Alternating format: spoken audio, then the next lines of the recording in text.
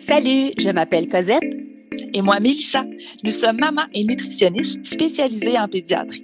Bienvenue sur l'alimentation des enfants dans le plaisir et la bienveillance, un podcast créé pour vous, les parents bienveillants, qui ont à cœur l'alimentation des enfants et de la famille. Notre mission est de vous accompagner dans les défis qui peuvent parsemer le chemin de la découverte alimentaire. Seul ou en compagnie d'invités, nous partagerons trucs et conseils pratiques à déguster tout en étant sur la route, en train de plier une brassée ou en relaxant avec un bon café réchauffé. Avec nous, vous comprendrez le pourquoi du comment pour vous donner ou redonner confiance en vos approches parfaitement imparfaites pour permettre à vos enfants de devenir des mangeurs heureux, compétents, curieux, intuitifs et bien dans leur corps, une bouchée à la fois, dans le plaisir et la bienveillance. Bonne écoute!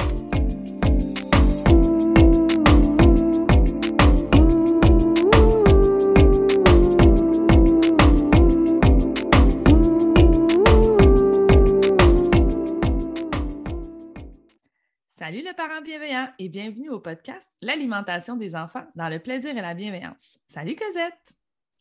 Salut Mélissa, comment vas-tu? Ça va bien et toi? Oui, on poursuit notre discussion en lien avec les sports. Là, on va aborder le sujet des collations.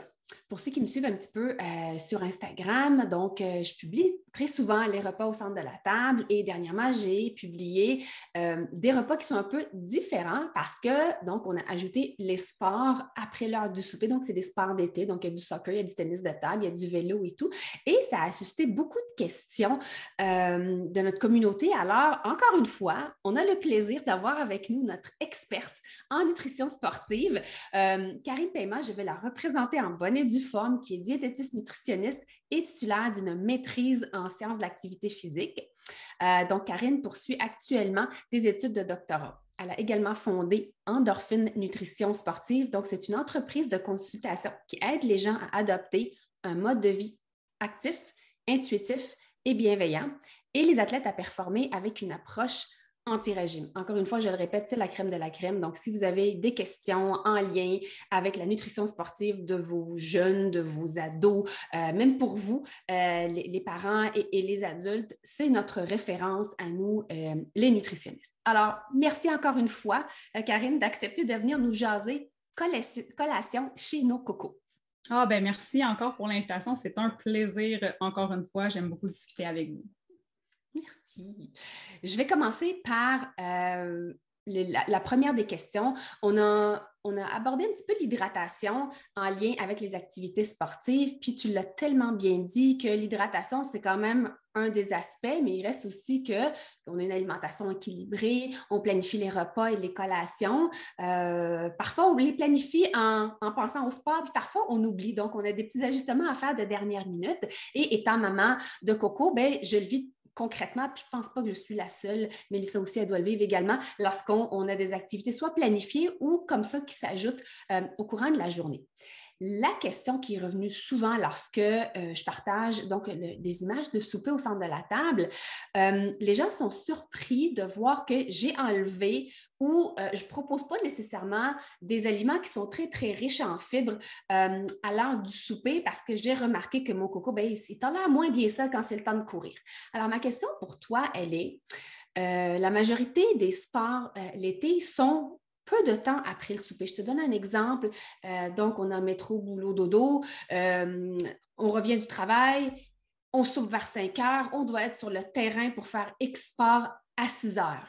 Est-ce qu'on a des choses qu'on doit ajuster à l'heure du souper? Donc, mettons qu'on a mis vraiment, je ne sais pas, notre portion de féculents, on a mis des protéines, on a mis des fruits, on a mis des légumes. Parfois, on a des aliments qui sont frits. Est-ce qu'il y a des choses qu'on doit plus optimiser ou des choses qu'on doit peut-être mettre après le sport? Donc, quels sont tes conseils vraiment quand on doit être sur le terrain moins d'une heure après avoir soupé? Quelles sont les adaptations pour qu'encore une fois, notre jeune ait du fun à bouger et pas qu'il se tire le ventre parce qu'il a mal au ventre? Donc, j'aimerais ça t'entendre là-dessus. Oui, en fait, il y a plusieurs éléments là, dans ta question. Commençons par ce qui fait en sorte que quel type d'aliments on veut éviter avant l'effort, c'est les aliments qui vont faire en sorte que ça va ralentir la digestion de notre coco ou de notre cocotte. Dans le sens où, quand on pratique un sport, déjà, la digestion, elle est comme un peu arrêtée ou du moins, elle est ralentie parce que le sang va aller plus dans les muscles, plus dans les poumons, plus dans le cœur, donc pour aider notre enfant à faire son effort physique. Alors, si on arrive et que notre repas qu'on a mangé précédemment, il n'est pas encore digéré, bien, il va rester, il va faire un peu du surplace. Puis là, bien, notre enfant n'aura pas de plaisir parce qu'il n'y aura pas l'énergie des aliments qu'il a consommés, elle ne sera pas encore disponible. Puis en plus, bien, ça va prendre de la place dans son tube digestif. La tolérance là, à certains aliments, quand on fait un effort physique, elle est moins grande. Donc, on peut avoir des troubles digestifs avec des aliments que au repos, on n'aurait pas de problème, mais que là, à l'effort, d'habitude, je mange du melon d'eau à la plage avec mes frères, mes soeurs, je n'ai pas de problème. Mais là, quand je suis en train de faire un effort physique, le melon d'eau me donne mal au ventre, mais c'est quelque chose qui est possible. Donc, il faut vraiment essayer d'aller viser les aliments qui se digèrent avant l'effort physique. Et ça, ces aliments-là, ce sont les aliments qui sont faibles en fibres, faibles en gras et qui vont être des aliments qu'on a déjà testé, évidemment, qu'on sait qu'on tolère parce qu'il y a certaines personnes qui vont tolérer bien certains aliments et d'autres personnes non. Alors, quand on parle justement d'un repas, là, la fameuse assiette équilibrée, bien, généralement, on va avoir comme le quart de féculents, le quart de protéines, puis la moitié en fruits et légumes. Mais ça se peut que dans un contexte où je vais faire un effort physique dans la prochaine heure, donc je vais souper l'exemple que tu nommais à 5 heures, puis là, bien, il faut que je sois sur le terrain de soccer à 6 heures, 6 heures et demie, bien, ça se peut que la moitié de mon assiette sous forme de légumes, de salade ou peu importe, ça se peut que ça ne me fournisse pas beaucoup d'énergie, mais que ça me fournisse beaucoup de fibres, puis que là, ça prenne beaucoup de place dans mon tube digestif, puis ce n'est pas de ça que j'ai besoin. Donc, ce n'est pas que le modèle de l'assiette équilibrée n'est pas adéquat, au contraire, il est très adéquat dans la vie de tous les jours, mais quand on parle juste avant l'activité physique, bien là, il y a des petites différences à prendre en considération, puis souvent, c'est ça que les gens ne réalisent pas parce qu'on ne peut pas tout savoir, hein, c'est bien normal, mais ce qu'on peut faire dans ce contexte-là, si j'ai 1 heure, puis que c'est l'heure du souper, c'est d'essayer d'amener mon enfant à avoir une proportion, d'avoir une assiette peut-être un peu plus petite, puis de favoriser les aliments qui vont fournir des glucides, donc nos fameux féculents. Donc, si j'aurais, par exemple, un sauté de poulet ou de tofu avec des légumes que je servirais sur du riz, bien, je vais essayer de mettre un peu plus de riz, puis un peu moins de légumes, puis de ma protéine. Puis, mon enfant va pouvoir manger le reste du souper au retour. Ce n'est pas perdu. Mais si j'essaie de respecter mon assiette habituelle, puis que c'est un féculent à grain entier, donc du riz brun avec full légumes, puis une sauce plus grasse et plus lourde à digérer, bien, ça se peut que mon enfant se sente moins bien pendant l'effort. Donc, c'est le genre de choses qu'on va regarder. Essayer de limiter les fibres, essayer de limiter les matières grasses, donc tout ce qui est sauce riche, friture, etc. Puis, on peut aussi limiter les aliments épicés. Ça va dépendre d'une personne à l'autre. Il y a des gens qui le tolèrent mieux que d'autres, mais généralement, les aliments épicés, peut-être pas se lancer dans un chili full sauce tabasco juste avant d'aller courir. Généralement, sur le terrain de soccer, ça se peut que ce soit moins plaisant. Donc, ce serait pas mal ça pour le avant. Est-ce que je répondais à l'entièreté de ta question? Là, je suis comme plus sûre, il y a comme beaucoup d'éléments. Oui. C'est bon. Exactement, c'était vraiment le délai, puis très souvent, il est court. Donc, ouais, ce genre d'adaptation-là, on le fait jusqu'à combien de temps avant de débuter le sport? Là, nous, ce qu'on voit, en fait, ce qu'on a reçu comme commentaire, c'est vraiment, on avait 1 heure à peine entre le moment où il mange et qu'il embarque sur le terrain. Est-ce que ça serait la même chose si le délai était 2 heures? Tu ferais les mêmes modifications si c'était 2 heures? Généralement, je dirais que je ferais mettons, l'assiette équilibrée, là, le repas plus traditionnel, si j'ai 3 heures avant mon effort physique. 2 heures, ça va être selon tolérance. Il y a des jeunes qui digèrent plus rapidement, que peut-être que ça va bien passer. 2 heures, ça commence à être un petit peu serré. Puis en bas de 2 heures, c'est là qu'on va vouloir soit faire des adaptations sur le repas qui était planifié ou selon le moment de la journée. Des fois, on parle d'activité plus la fin de semaine, que ça va être peut-être plus en matinée, là, l'activité sportive. Mais là, on peut peut-être viser plus une collation ou un repas qui va être plus sous forme liquide de nos fameux smoothies parce que ça va accélérer la digestion. Le fait que ce soit déjà... j'aime bien dire pré-mâché, parce que le malexeur le fait pour nous. Donc, il y a comme une partie de la digestion qui est déjà faite. Donc, soit une collation qui est plus riche en glucides, puis qui contient un petit peu moins de fibres, de protéines et tout ça, ou un repas un petit peu sous forme liquide, style un smoothie, ça peut être une bonne stratégie là, quand on a un petit peu moins qu'entre 1 et 2 heures, disons, avant l'effort physique, ça peut être des bonnes alternatives. Ah, super ton exemple, parce que encore une autre question, j'allais enchaîner vers celle-ci. Si on n'a pas le temps de souper, qu'est-ce qu'on peut préparer sur le pouce, qu'est-ce qu'on peut planifier un petit peu d'avance? Donc, le smoothie, qui est bon, c'est génial d'avoir ça sous la main.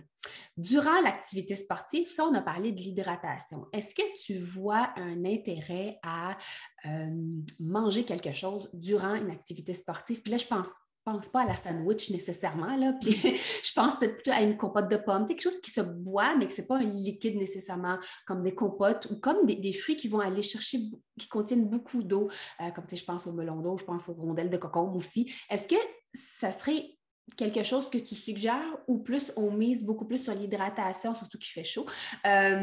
Puis on va chercher le petit extra si on a besoin de glucides par les liquides, ou est-ce que ça peut être aussi une autre stratégie d'avoir quelque chose à manger durant, si le jeune vraiment vient nous voir à mi-temps, il vient nous voir parce que bon, il a soif ou il pense qu'il a faim, puis il y a 3-4 tranches de melon d'eau avec une petite gorgée d'eau.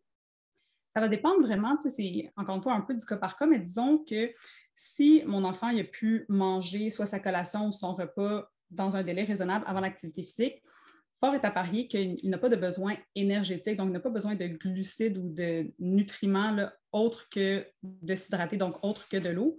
Par contre, ça peut arriver que justement, il est peut-être stressé parce que le délai est serré entre le repas puis courir, embarquer dans l'auto, faire le taxi, aller.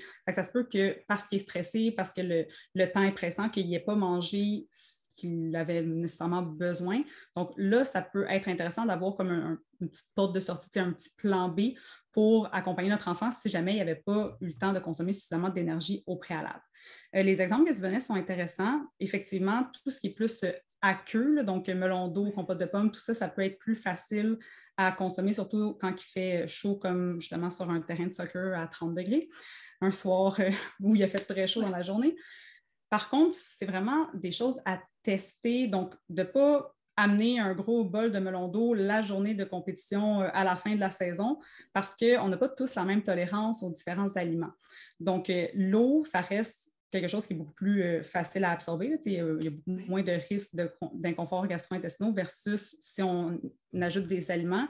Puis, c'est le cas aussi si c'est solide versus liquide. Donc, solide, c'est plus difficile à digérer que liquide. Donc, la compote va mieux passer que, par exemple, il y a des barres aux figues qui peuvent être intéressantes ou des barres de purée de fruits, là, que c'est comme un peu genre, séché. C'est des collations qui peuvent être intéressantes, mais c'est plus je le vois plus comme un plan B à prioriser. Disons, là, je prioriserais une collation ou un repas selon le délai qu'on a pour notre enfant avant son sport, mais si jamais on a de la difficulté parce que l'horaire fait en sorte que c'est plus difficile, ou si notre enfant, ça peut arriver le même chez les jeunes qui ont des horaires très chargés d'entraînement, puis qu'ils ont des besoins énergétiques qui sont élevés, ils ont des petits estomacs, donc ils ont besoin de manger souvent. Donc, ça se peut que même s'il a mangé son repas là, 1h30, 2 heures avant, là, qui était adapté à sa dépense énergétique, bien, ça se peut que dans sa première demi-heure, 45 minutes de soccer, bien, qu'il ait quand même faim au moment qu'on change, par exemple, de joueur sur le terrain, puis qu'ils viennent voir, puis que de l'eau, ce ne serait pas suffisant. Donc, c'est bien d'en avoir au cas où, mais de ne pas d'emblée planifier que ça lui prend absolument un biscuit aux figues, une tasse de melon d'eau, puis des dattes, des fruits séchés, etc. pendant. Parce que généralement, pour les jeunes, un peu comme on le disait dans l'épisode sur l'hydratation, quand c'est 1 heure et moins, généralement, les réserves qu'il a dans son corps de glucides, donc sous forme de glycogène, généralement, c'est suffisant. Donc, on n'a pas besoin de planifier outre mesure, mais d'avoir un petit plan B, là, si jamais il y a quoi que ce soit, ça peut être aidant parce qu'on n'est pas à l'abri d'un repas qui passe moins bien ou qu'on est plus pressé ou que notre enfant est stressé, il n'a pas faim, donc il mange moins. Ça peut arriver, donc, de l'avoir au cas où, mais de ne pas le planifier d'emblée. Je dirais que c'est vers ça que je me dirigerais. Puis tu focussais vraiment sur les glucides aussi. Là. Je pense que ça, tu l'as dit. Puis dans l'alimentation sportive, souvent, mais tu sais, le petit fromage ou la poignée de noix à la mi-temps, ce ne sera pas ce qui va redonner de l'énergie à votre coco non plus, là. Oui, c'est bien que tu le mentionnes, puis ça me fait penser aussi, Cosette, tu donnais l'exemple du concombre. C'est vrai que ça contient de l'eau, mais disons que ça ne contient pas beaucoup de glucides là, comme aliment pendant l'effort. Oui, je pensais aux fruits et légumes qui contiennent beaucoup d'eau, puis on parle d'hydratation, aller chercher des fruits et légumes qui en contiennent, des melons d'eau, dans l'extérieur du contexte de l'activité physique, oui, mais je pense que dans l'activité, c'est des choses, tu sais, on va plus aller vers l'hydratation puis rajouter quelque chose, peut-être une boisson sportive, tu sais, comme on l'a abordé dans l'épisode de l'hydratation. Là, le sport est terminé, on retourne à la maison, vite, vite, vite, ils ont de l'école le lendemain ou, bon, il faut qu'ils aillent se coucher, on est en horaire de dodo. La question qu'on a reçue, c'est il n'y a pas beaucoup d'écart entre le moment où on arrive à la maison, il faut qu'il prenne sa douche, puis une demi-heure après, il faut qu'il soit dans le lit. Puis parfois, les parents vont dire, ben là, tu vas juste te prendre, je ne sais pas, moi, une pomme, tu vas aller te coucher. Puis des fois, ils ont plus faim que les enfants et certains parents ont une crainte de laisser l'enfant un peu gérer la quantité qu'il a besoin pour manger. J'aimerais ça t'entendre là-dessus un peu sur les recommandations après le sport, surtout quand on n'a pas un gros délai entre j'arrive chez nous, je dois me laver, puis je dois me coucher. Donc, on a très souvent même pas une heure entre les deux. Donc, est-ce que la collation est nécessaire? On connaît la réponse. Quels sont les choix faciles? Puis, est-ce qu'en termes de quantité, est-ce qu'on devrait mettre un frein là-dessus ou laisser les jeunes gérer cette quantité-là?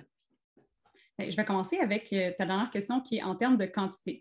Je pense que les gens qui écoutent votre podcast, probablement qu'ils ont compris que l'intuition, c'était la chose qui était à privilégier avec nos jeunes, donc de les laisser guider eux-mêmes les quantités qu'ils vont consommer. C'est les meilleurs indicateurs, c'est leur corps. Donc, pour savoir la quantité qu'ils ont besoin, oui, il y a des recommandations générales, mais on s'entend qu'on veut que nos enfants soient capables d'identifier eux-mêmes le niveau de faim représente à peu près quelle quantité d'aliments que je vais consommer. Alors, si je mets un frein moi-même volontairement à mon enfant, bien, je l'empêche d'être à l'écoute de ces signaux-là. Donc, idéalement, on laisse l'enfant gérer les quantités. Puis, oui, ça peut arriver qu'il mange au-delà de sa faim pour X, Y, Z raison. Par exemple, il n'avait pas mangé suffisamment avant, donc il est affamé quand il revient, donc il mange plus rapidement, puis finalement, ça finit qu'il mange trop. Mais c'est une occasion d'apprentissage. Justement, on peut en discuter avec lui par la suite si jamais, justement, il arrive pour se coucher puis il a mal au ventre, il a de la difficulté à s'endormir. On peut utiliser ce moment-là pour discuter avec lui du fait que, ben, tu sais, la semaine prochaine, peut-être que ça vaudrait la peine de penser à prendre une collation avant l'effort, même si tu n'as pas très faim avant, mais ça se peut que ça vaille la peine de prendre quand même cette petite compote de pommes-là ou peu importe ce que ce serait le choix de la collation pré-entraînement, pour éviter d'arriver affamé par la suite puis de manger très, très rapidement. Donc, c'est vraiment des opportunités d'apprentissage qui sont riches parce que ça va les suivre pour la suite. Alors, d'essayer de moduler, de structurer soi-même l'alimentation en termes de quantité, c'est peut-être une stratégie qui fonctionne dans le moment présent, comme ce soir, mon enfant n'aura pas mal au ventre, mais ça ne va pas l'outiller pour la suite. Donc, moi, j'irais vraiment avec cette stratégie-là. Pour ce qui est de quoi manger. Donc, idéalement, pour monsieur, madame, tout le monde, adulte, si je m'entraîne pas nécessairement à tous les jours, je m'entraîne 3-4 fois par semaine, puis que je n'ai pas nécessairement un volume d'entraînement qui est élevé, je n'ai pas de défi sportif nécessairement d'envergure ou quoi que ce soit, la collation post-entraînement, elle n'est pas essentielle. C'est important de le nommer parce que des fois, on a l'impression que ça me prend absolument mon shake de protéines, ou mon lait au chocolat ou mon XYZ aliment après l'entraînement. Pour les adultes, à moins qu'on ait un prochain entraînement dans les prochaines 24 heures puis qu'on est dans un niveau compétitif, là, oui, il va y avoir des stratégies à avoir, mais sinon, en général, ce n'est pas nécessaire. Chez nos enfants, ce qui est à prendre en considération, c'est qu'ils ont des petits estomacs. Donc, pour aller combler leurs besoins nutritionnels qui sont élevés parce qu'ils sont en croissance, bien, c'est difficile d'y arriver si on n'a pas fréquemment des repas et des collations. Alors, la collation post-entraînement, c'est vraiment utile pour contribuer non seulement à refaire leur réserve d'énergie, mais aussi à contribuer à leur développement et à leur maturité durant la nuit. Parce que sinon, bien, durant la nuit, ce qu'ils vont faire, c'est qu'ils vont digérer leurs protéines structurelles, donc digérer leurs protéines de leurs muscles, ce qui n'est pas nécessairement ce qu'on souhaite.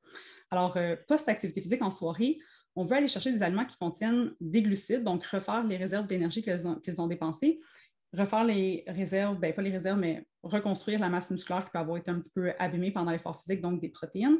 Puis, si on a eu une activité physique qui était justement au soleil et qu'on a transpiré un petit peu plus, bien, ça peut être pertinent d'aller chercher des aliments qui sont riches en sel pour favoriser l'absorption de l'eau. Donc, des fois, là, chez monsieur, madame, tout le monde, dans la nutrition en général, on dit mangez beaucoup de fibres, peu de sel, faites attention à ci, ça. En nutrition sportive, des fois, on dit le contraire. Attention aux fibres, mangez du sel, parce que les besoins sont différents. Donc, c'est tout à fait adéquat d'aller chercher ce genre d'aliments-là en soirée. Même si on se couche dans 20 minutes, 30 minutes, on a besoin de refaire ces réserves-là, d'aller chercher ces nutriments-là. Puis, l'autre question, tu me disais peut-être les exemples de qu'est-ce qu'ils peuvent consommer. Oui. Souvent, si l'enfant a mangé une partie de son souper avant, ben, on peut venir compléter le reste du repas après. Donc, remanger la même chose, mais cette fois, au lieu de mettre principalement le féculent, au lieu de mettre principalement du riz, ben, là, on peut mettre un petit peu plus de légumes, un petit peu plus de protéines. Si jamais il n'a pas envie de manger ça, parce que des fois, après un effort physique soutenu au soleil, ça se peut que je n'ai pas voulu manger quelque chose de chaud.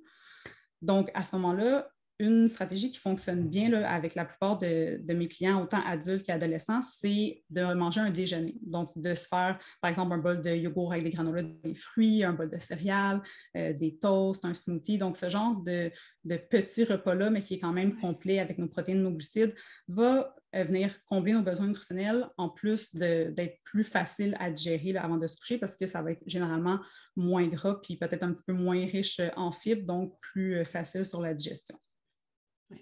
C'est quoi les aliments à éviter avant le dodo? Il n'y en a pas beaucoup, mais ceux qui contiendraient de la caféine, donc tu sais, ceux qui contiennent du chocolat, parce que ça contient un peu de caféine, donc avant le dodo, c'est peut-être moins optimal. Puis les choses qui sont lourdes à digérer, donc qui vont être plus grasses, ou tu sais, qui vont être plus épicées, par exemple, donc qui vont, je ne sais pas, quelque chose comme de la friture ou des sauces plus riches. C'est tout le temps une question de quantité. Hein. Si jamais, comme le repas, ben, il y avait des frites comme accompagnement, c'est pas la fin du monde, c'est un peu, mais on parle vraiment d'un repas, donc on a recommandé du fast-food, puis que c'est principalement de la friture, que c'est plus gras, ben là, peut-être que ça, juste avant de se coucher, ça va être moins facile à digérer, mais en même temps, encore une fois, ça peut être une opportunité d'apprentissage, de savoir que ben, c'est correct d'en manger là, du fast-food ou n'importe quel autre type d'aliments qui sont peut-être plus lourds sur la digestion, mais peut-être que c'est plus le fun, on l'apprécie plus quand on le mange dans un contexte où on a le temps de le digérer avant d'aller se coucher. Oui. Moi, j'adore. Fait que, tu sais, la poutine avant d'aller faire dodo, on l'a tous faite. Et oui! On dort mal, puis on apprend. Fait qu'encore une fois, surtout chez les ados, lorsqu'ils sont, on essaie de développer de l'autonomie, les compétences alimentaires, d'essayer de faire leur propre choix. Ils vont apprendre. Ouais, puis moi, on les guide. Ce que j'aime aussi dans ce que Karine, tu dis, c'est de ne pas prendre pour acquis que, ah ben non, tu ne peux pas manger des frites, tu vas mal dormir. Ben, en même temps, je ne le sais pas. Oui, il y a plein de recommandations qu'on peut te donner, mais des fois, c'est on va l'essayer, puis tu te réajusteras, mais de ne pas prendre pour acquis comme parent. Je peux sensibiliser mon enfant que ça se pourrait que ça va être plus difficile sur la digestion, mais des fois, on peut rester surpris sur les quantités puis les aliments qui passent, puis ils font, ben non, tout va bien, puis on voit qu'ils ont bien dormi. Ben OK, je ne sais pas comment ils se sentent dans leur corps, puis ce que je veux, c'est leur faire confiance. Là.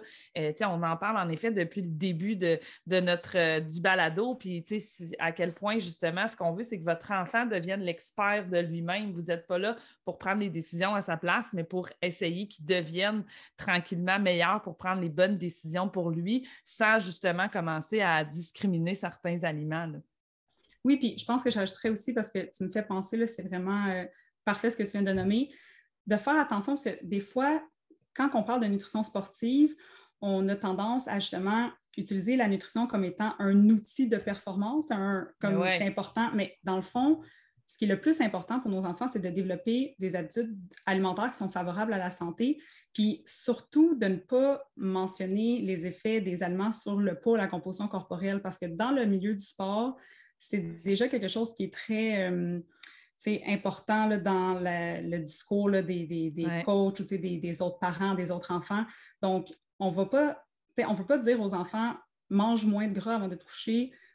On veut l'expliquer le pourquoi. Le pourquoi, c'est parce que ça peut être plus lourd sur la digestion, mais essaye, tu verras. On ne veut pas que l'enfant sous-entende que c'est parce qu'il ne faut pas que je prenne de poids, parce que les associations, on le disait, là, je ne sais plus si c'est dans cet épisode-ci ou l'autre d'avant, mais les ados surtout, ils ont accès à beaucoup d'informations, puis des fois, ils peuvent prendre pour acquis que s'ils ont vu sur justement Internet les What I Eat in a Day ou les Qu'est-ce que je mange dans mon assiette, qu'est-ce que je mets dans mon assiette d'autres sportifs, puis faire des associations que nous, on n'a pas nécessairement nommé, puis que nous, le pourquoi on lui suggère ça, il y a une explication derrière, mais si on n'en discute pas avec lui, si on ne lui explique pas, il peut faire des liens avec... acquis. Exactement, avec des choses que lu sur Internet qui ne sont pas nécessairement vraies. Puis dans les consultations en nutrition, probablement de votre côté aussi, une des choses qui est importante dans notre travail, c'est pas juste d'aider les jeunes à manger et à boire pour optimiser leur état nutritionnel et leur état d'hydratation dans le sport, c'est aussi de les aider à démystifier le vrai du faux parce qu'ils sont excessivement exposés à ce genre d'informations-là.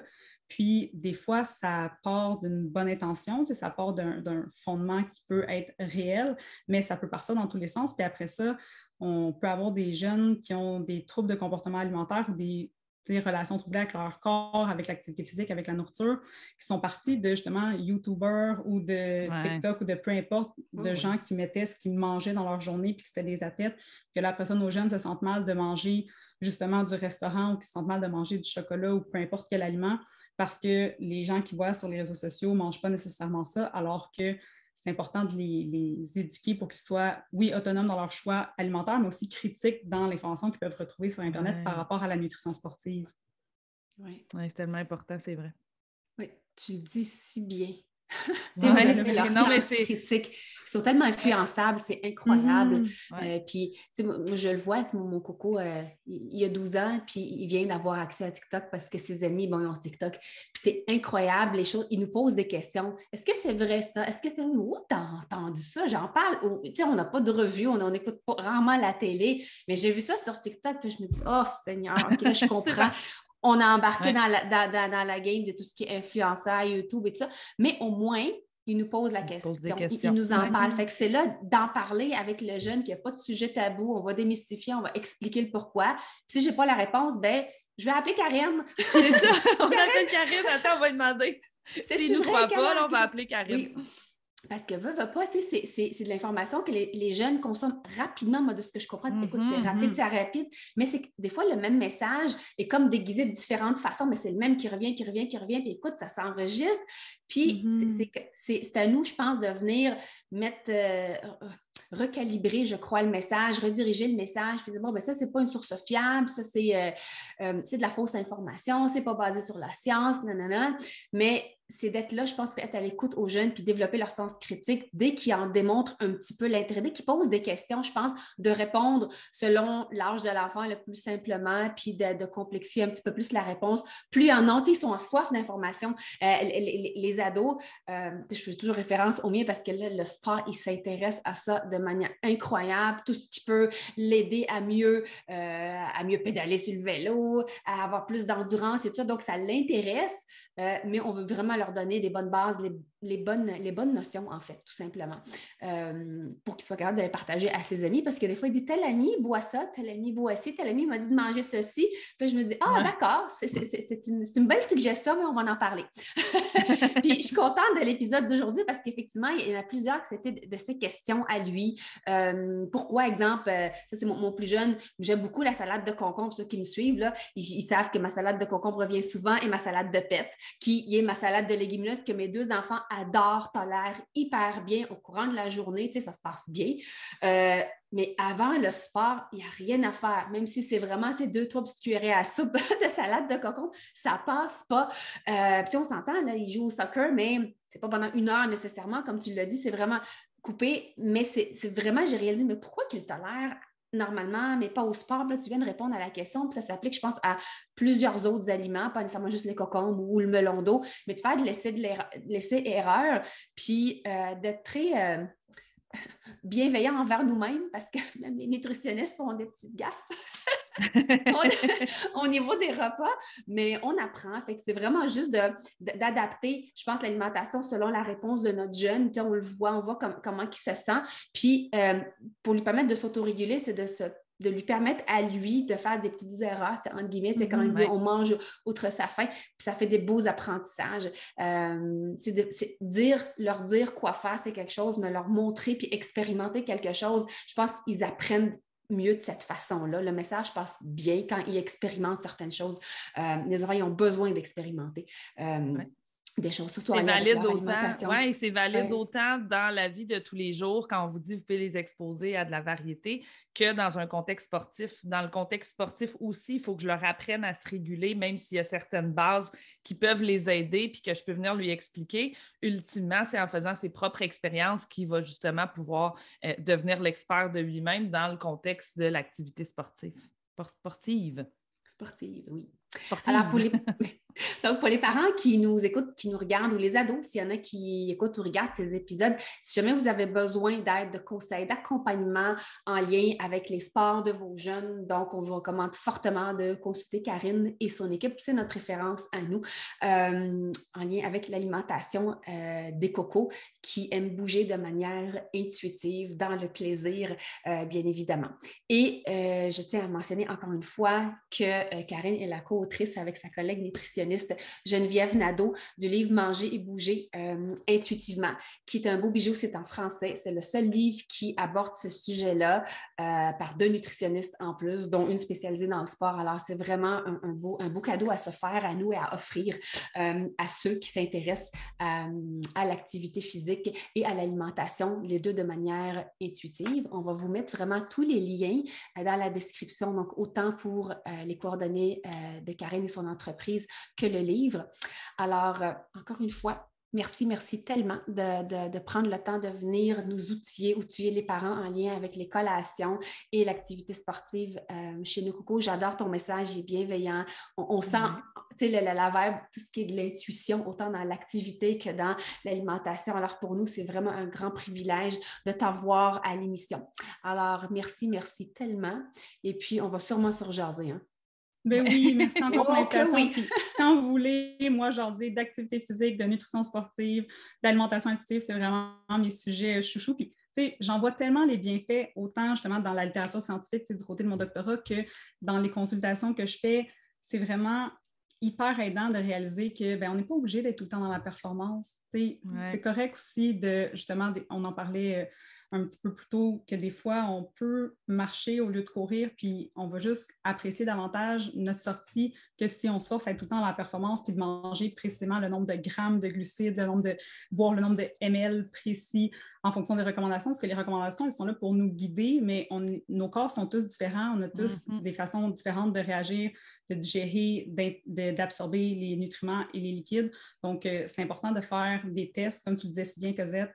Alors, n'hésitez pas, si vous avez des questions, vous avez mes coordonnées, ça va me faire plaisir de répondre. Puis, j'attends la prochaine invitation pour un autre épisode.